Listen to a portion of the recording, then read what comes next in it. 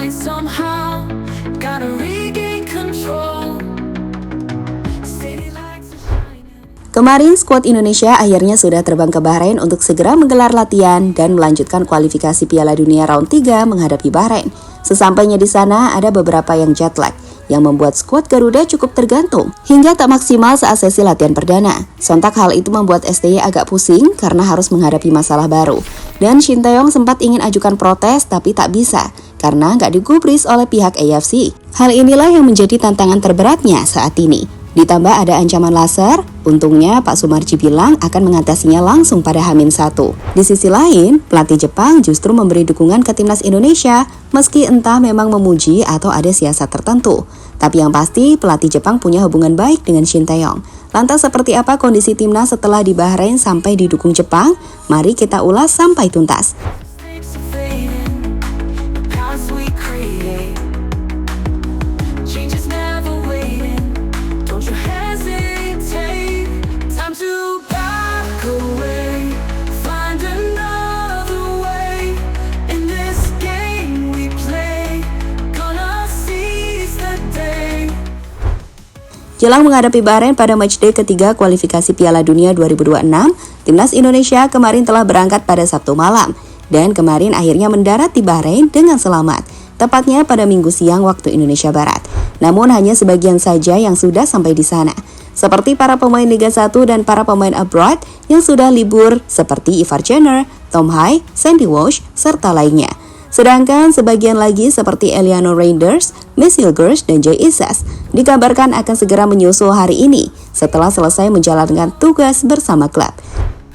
Sesampainya di sana, malam harinya Shin Tae-yong langsung menggelar sesi latihan perdana untuk menjaga kondisi para pemain agar tetap bugar. Namun para pemain pada kelelahan karena masih belum beradaptasi dengan lingkungan atau mungkin setelah perjalanan panjang. Karena ternyata terbang dari Indonesia ke Bahrain juga cukup melelahkan meski sudah charter pesawat. Dengan perjalanan sekitar 10 jam hingga 15 menit untuk mendarat di Bandara Manama, Bahrain.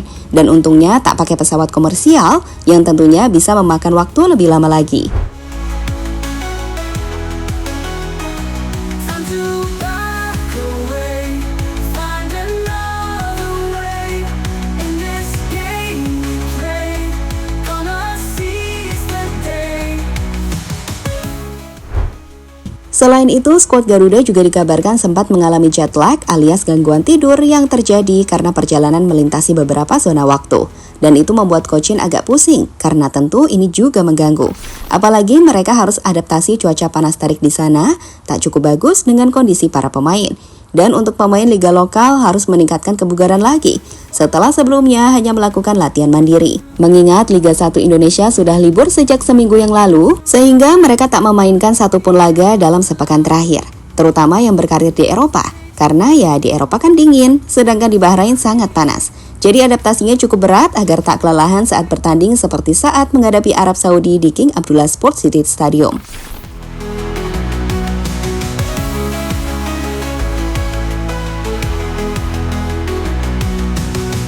Voices all around me. Whispers through the crowd. Don't let them surround. Shin Tae-yong sempat ingin ajukan protes. Takut anak asuhnya kelelahan, Shin Tae-yong sempat ingin mengajukan protes jelang menghadapi Bahrain. Karena perjalanan yang jauh ini menyangkut kekuatan skuad yang tentunya bisa menjadi kurang maksimal. Selain itu, Coach Shin memberikan alasan kenapa dirinya tak jadi melakukan protes. Ternyata ia menyadari jika ini juga dirasakan semua negara. Memang ini menjadi kesulitan bagi saya juga, tapi bukan cuma kamu, semua negara juga sama saja. Jadi saat saya mau protes juga tidak akan bisa, kata Coach Shin, sumber bolasport.com. Meski begitu, pelatih berusia 53 tahun itu mengucapkan rasa terima kasih kepada PSSI. Menurutnya, pihak PSSI sangat peduli karena telah memutuskan untuk menyewa pesawat. Tentu saja ini menjadi sebuah keuntungan bagi timnas Indonesia. Walaupun situasinya seperti ini, PSSI dan Erick Thohir membantu agar timnas Indonesia bisa naik pesawat charter dari Bahrain ke China. Mungkin hal-hal seperti ini yang akan membuat sepak bola Indonesia bisa menjadi lebih baik. Lanjut Shin Tae-yong. Ini mungkin menjadi tantangan tersendiri bagi pelatih asal Korea itu dan juga untuk para punggawa Garuda agar terus maju bersama menghadapi semua rintangan yang ada. Find another way. In this game we play.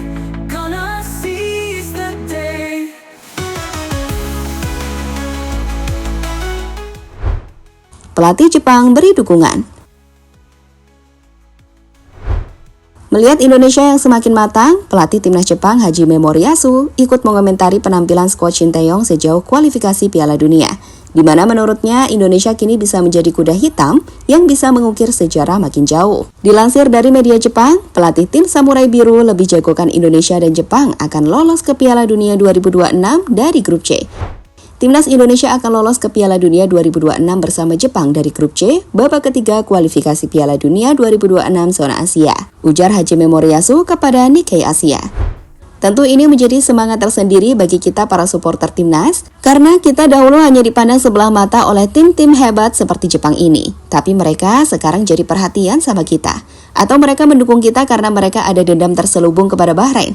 Karena kan mereka sempat dihina lagu kebangsaannya saat away ke Bahrain kemarin. Mungkin bisa saja mereka ingin Indonesia makin pede jelang bertanding di markas Bahrain.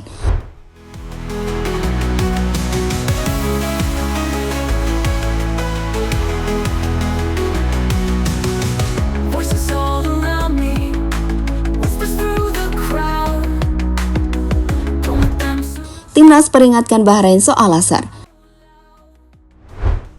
Belajar dari pengalaman Jepang, pihak timnas melalui Pak Sumarji sudah memberikan peringatan keras kepada tim Dilmun Warriors, di mana Pak Sumarji selaku Ketua Badan Tim Nasional mengingatkan Bahrain agar tak main-main dengan laser saat melawan skuad Garuda.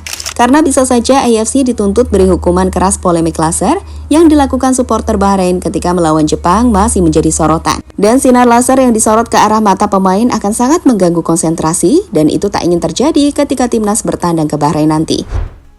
Ya, terkait laser itu nanti akan saya sampaikan saat H-1. Saya sudah menyiapkan foto dan video para pemain Jepang yang kami sampaikan.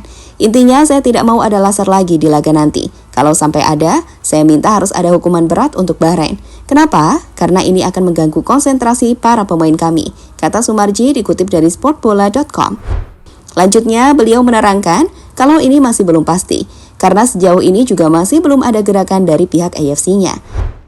Ya, lihat saja nanti. Yang pasti saya akan sampaikan terlebih dahulu, ucap Sumarji. Change is never waiting. Don't you hesitate. Time to back away. Find another way. In this game we play. Gonna seize the day. Jadi itulah berbagai halang rintang yang dihadapi timnas saat ini jelang menghadapi Bahrain pada 10 Oktober mendatang.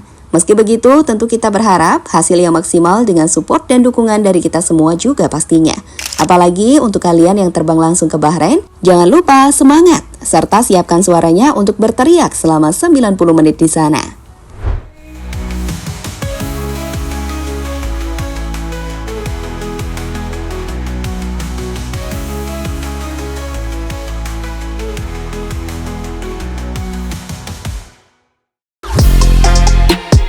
Halo, izin iklan sebentar ya guys. Jadikan ruangmu bernuansa timnas. Temukan beragam poster dinding, sepak bola dan timnas dengan desain menawan, kualitas premium dan harga yang tidak akan menguras kantong. Segera klik link Shopee di deskripsi video ini dan dukung timnas dengan sepenuh hati.